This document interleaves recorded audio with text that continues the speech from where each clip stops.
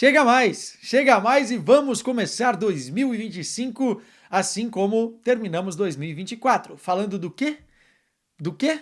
De Corinthians. Vamos falar de Corinthians. Aliás, assim como terminou o ano de 2024, o Corinthians começou o ano de 2025 ganhando, né? São 10 vitórias consecutivas agora, 10 contando as 9 da reta final do Campeonato Brasileiro e essa primeira no Campeonato Paulista. O Corinthians ganhou de virada do RB Bragantino 2-1 com gols de Thales Magno e vejam só vocês, com gol de Pedro Raul, que muita gente eu já vi chamando nas redes sociais de redenção. Calma, torcedores, calma, torcedores. Pelo amor de Deus. Mas nós vamos falar, obviamente, do Pedro Raul por aqui e desse começo de temporada do Corinthians. Então, chegou aqui, dá aquela moral, deixa o like, deixa o comentário. Faz tempo que a gente não troca uma ideia aqui sobre Corinthians, quero ouvir vocês. Na verdade, vou ler vocês, né? Vou ler o que vocês escreveram. E, seguinte, se inscreve no canal porque temos a meta de 100 mil inscritos até o final da temporada europeia. Acho que vai dar. Acho que vai dar. Enfim. Agora é fazer o que eu sei, orar. Ó, seguinte, para começar a falar desse Corinthians, dizer que foi o time praticamente reserva que encarou o time potencialmente titular dessa equipe do RB Bragantino, né? Então a virada ainda tem um gosto um pouco mais especial, não pelo jogo em si, porque eu acho que o Corinthians não fez um jogo brilhante. O segundo tempo foi bem melhor do que o primeiro. A segunda metade do primeiro tempo foi já bem melhor que a primeira metade. A primeira metade é para jogar no lixo e esquecer. E a gente vai falar o porquê disso aqui. Mas, se a gente olhar individualmente, alguns jogadores importantes se destacaram e conseguiram arrancar essa vitória para o Corinthians, né? Então, eu acho que neste primeiro momento, o técnico Ramon Dias, mais do que formar o time, porque está jogando com os caras reservas, ele quer testar alguns jogadores, porque é importante para você também, logo no início, identificar quem é e quem não é, quem vai estar com você e quem não vai, quem você pode contar e quem você não pode. E nós vamos falar de algumas peças nesse sentido, deu para sentir algumas coisas nesse jogo, e óbvio que vamos fazer análise aqui. Começando com a escalação do Corinthians, né? E começando pelo goleiro, já abrindo o parêntese. Matheus Donelli fez uma partida muito boa. Eu só não coloco ele como unanimidade homem do jogo, porque você pode contar com os caras que fizeram os gols, enfim, teve um ou outro jogador que também foi bem, mas eu acho que se a gente pegar as defesas que o Donelli faz, se ele não está ali, o Corinthians não ganha esse jogo. Aliás, poderia ter perdido muito bem esse jogo. Ele fez umas 2, 3 defesas fantásticas em momentos cruciais da partida, em que o Bragantino poderia fazer o 2-0 ou fazer o 2-1. E aí colocaria o Corinthians numa situação bem complicada. O Donelli é um daqueles caras que a gente pode ver como um reserva ideal para o Hugo, né? Porque é um goleiro que tem bom potencial, não tem, talvez, a cancha suficiente para ser o titular, né? Quando o Corinthians teve toda a crise de goleiros na temporada passada, ele entrou e entrou bem, inclusive defendeu pênalti e tal. Mas o Hugo é o titular, o Donelli foi muito bem, ganhou pontos e segurou a bronca, segurou literalmente o que veio para o Corinthians conseguir essa vitória. Aí, no esquema tático, foi um 4-3-3, mas teve uma alternância de posicionamento lá na frente que voltou ao tal 4-4-2 losango no meio-campo que o Corinthians teve na temporada passada, mas sem o meia armador, né? O Corinthians entrou com o Léo Maná, o J. Pedro e também o Kaká na zaga, né? O Léo Maná na direita e completando a linha defensiva o Hugo. O Hugo não foi mal, não foi tão bem, não foi brilhante, mas é um cara que não compromete defensivamente, né? É um cara que se doa bastante nesse sentido para a equipe. Só que lá na frente eu acho que falta ultrapassagem, falta chegada, falta muita coisa para ele ser considerado o lateral ideal até para ser o reserva dessa posição. Matheus Bidu ganhou essa titularidade na reta final da temporada passada, mas acho que o Corinthians ainda tem que buscar um lateral esquerdo e tem que buscar um lateral direito. E o Palácios? Não sei, ninguém sabe e vai ter que esperar para saber. Se o Palácios estrear pelo Corinthians finalmente, né, teve a lesão, é complicada a situação, mas se o Palácios realmente for o jogador que a gente imagina que é, aí não precisa contratar talvez um lateral esquerdo. Mas lateral esquerdo, lateral direito tem que ser prioridades junto com um zagueiro de qualidade. O Kaká, ele é um jogador que é instável, né? Eu vejo hoje a zaga titular do Corinthians, André Ramalho e Gustavo Henrique. Nem Félix Torres, nem Kaká. Enfim, o João Pedro é muito novo ainda, né? Falta um zagueiro para fazer essa dupla com o André Ramalho para deixar o time nos trincos, né? E falta essa essas peças de reposição nas laterais, porque o Mateuzinho é o titular, mas você precisa de um cara também para colocar o Mateuzinho em dificuldade. Eu não sei se esse cara é o Léo Maná. Não fez um jogo ruim, mas também não fez um jogo brilhante. Enfim, no meio-campo, não gostei das peças iniciais. Acho que podem render mais. O Alex Santana, desde que voltou da lesão, ainda não foi aquele Alex Santana que começou no Corinthians, que iniciou quando foi contratado, que todo mundo falou: ponto, o Corinthians achou o número 8 aí para ser titular. O Alex Santana ainda não foi esse cara, inclusive fez um péssimo jogo, deixando o corredor central aberto. O Bragantino chegou com muita velocidade nas transições e o meio-campo do Corinthians parecia que estava perdido, perdidaço. Ainda tomou um cartão amarelo, enfim, não fez um bom jogo na minha avaliação. O Charles fez um jogo ainda pior. No gol do Bragantino, a jogada começa com uma bola em profundidade para o Pita, né? Que faz muito bem isso nas costas da defesa do Corinthians logo no início da partida, e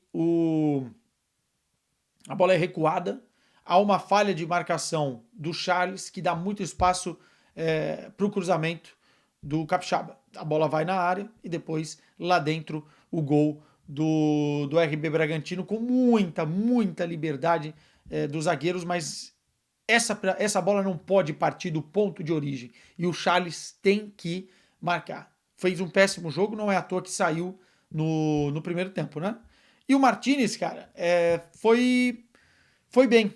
Assim, o Martinez fez uma função que ele teve que se adaptar jogando pela direita, né? Para incomodar as subidas do Juninho Capixaba. Então ele jogou pela direita como se fosse o Carrilho, ou um pouco mais agudo, né? Até para dar mais opções na ultrapassagem do Léo Maná, enfim, dar mais jogo para o Corinthians para aquele setor, porque o Corinthians ficou muito jogado para a esquerda por conta do Thales Magno, né? Um jogador muito diferente, chama jogo, e o Corinthians tendenciosamente foi caindo para aquele lado que estava lá o Thales, estava o Romero, muitas vezes o Hector estava flutuando por ali, enfim, mas com o Martinez o Corinthians começou a equilibrar o jogo pelo corredor direito, né? E aí na frente deles, Thales Magno, Romero e o Hector Hernandes. Não nessa ordem, né? Thales Magno, Hector Hernandes e Romero. Perdoem, já passou da meia-noite aqui. Cara, deixa eu abrir um parênteses logo para o Hector Hernandes, tirar esse elefante da sala, porque eu vi o Hector Hernandes jogar aqui em Portugal e quando o Hector Hernandes foi contratado, eu fiz uma avaliação até positiva do atleta, porque realmente no Chaves ele era um jogador.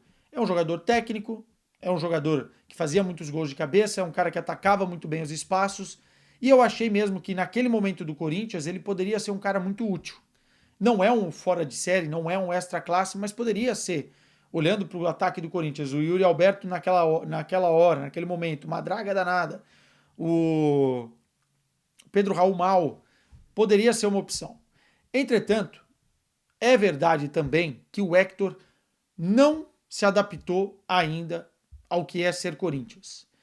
Nem na parte sem bola, né? De tentar lutar por todas, de tentar brigar, de tentar mostrar sangue, né? Mostrar raça. Se a coisa não tá indo no amor, vai no embate, né? Enfim. E nem na parte técnica que ele tinha e demonstrava aqui no Chaves. Eu acho que o Hector Hernandes não é tão ruim como muita gente está vendo ele jogar no Brasil. Realmente eu acho isso porque eu vi aqui. Só que uma coisa é você jogar no Chaves, outra coisa é você chegar no Corinthians. E aqui na Europa, a maioria dos jogadores europeus não tem noção do que é jogar na América do Sul num time como o Corinthians. A cobrança é muito grande, a disputa é muito grande, o ambiente é totalmente diferente. Meu irmão, não dá para você ser um jogador blasé. E o Hector me parece que se abala muito rápido. Ele teve uma chance clara no primeiro tempo para fazer um gol, numa bola rebatida pelo goleiro, saiu na cara do gol. O goleiro foi bem no abafa, mas ele poderia ter feito melhor ali. E só, muito pouco. o Hector vai ter pouquíssimas chances no Corinthians. É agora ou nunca. É nessa reta inicial do campeonato ou nunca. E olha, o Pedro Raul com gol já saiu na frente dele. Então eu acho que é um jogador que cada vez mais vai ficando distante de fazer sucesso ou encontrar algum tipo de sucesso no Corinthians. Foi mal de novo e foi mal por um tempo só. Depois o Pedro Raul entrou no lugar do Hector. O Romero ficava alternando de posicionamento com o Thales Magno, né? Naquilo que eu falei do 4-4-2, o Romero às vezes entrava como meia, fazendo a função ou do Coronado, que não podia estar, ou do Garro, que não podia estar, e às vezes era o Thales Magno que vinha por esse corredor central armando a equipe. Nenhum dos dois tem essa característica, e por isso que no primeiro tempo o Corinthians sofreu tanto, né? Porque o Corinthians não tinha um cara para pensar o jogo, para acionar na velocidade, e às vezes você perdia o Thales Magno na velocidade pela esquerda porque ele estava no corredor central sendo esse cara de armação. Assim, o primeiro tempo foi ruim, foi ruim. Os 20 primeiros minutos foram muito ruins. Também porque a estratégia do Bragantino foi: vamos pressionar os caras lá na frente, né? Pressão alta na saída de bola do Corinthians, vamos abafar, vamos fazer um, se der vamos fazer dois e vamos matar o jogo porque os caras estão com time reserva, ainda nem calentaram, nem esquentaram na temporada e começaram muito bem fazendo isso, né? O Pita é um bom jogador, viu? Já gostava dele na temporada passada e agora no Bragantino é um jogador brigador, um jogador que dá profundidade, consegue controlar, né, as ações, a bola e esperar, respirar e fazer o time jogar. Gostei muito do Pita. O John também é um cara muito de movimentação e confundiu bastante, né? A estratégia do Bragantino confundiu bastante o Corinthians no início.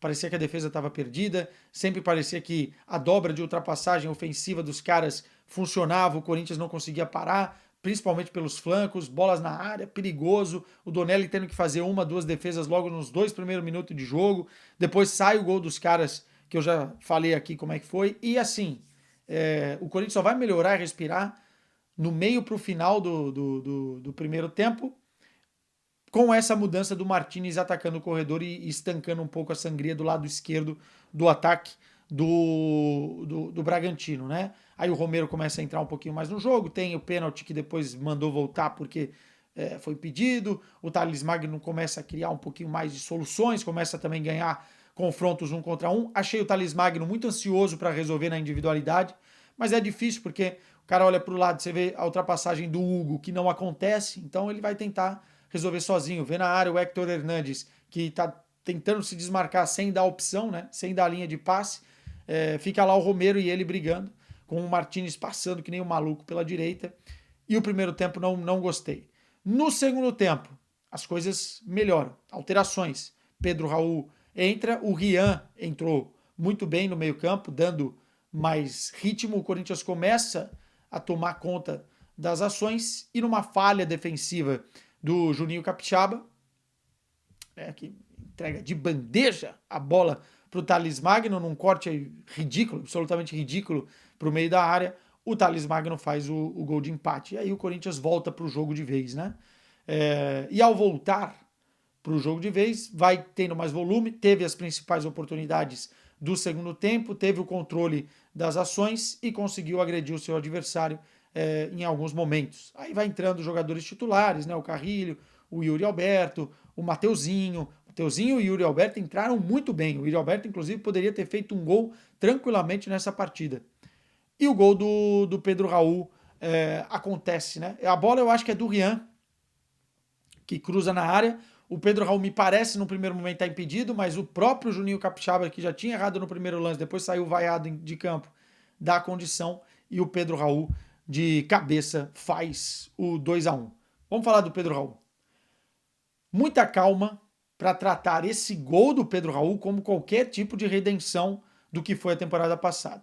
É um gol importante, ele estava precisando desse gol, o centroavante vive disso, quem não tem não pode jogar nessa função. E ele, enfim, para recuperar a confiança, fazer um gol é lindo, é maravilhoso, deu a vitória para o Corinthians, muito obrigado. Agora, precisa fazer muito, muito mais, e eu não estou falando só de gols, eu estou falando de participação no jogo, estou falando de mais entrega, mais vontade, mais sangue, mais Corinthians. Mais Corinthians. do que fez na temporada passada. Não justifica você pagar 5 milhões de dólares num jogador que te entregou tão pouco como ele entregou na temporada passada. E agora o Corinthians está com uma grande dificuldade de vendê-lo exatamente porque ele foi tão mal na temporada passada que é muito difícil você se desfazer do jogador ou negociar o jogador. Até porque o salário dele não é baixo, é alto, inclusive.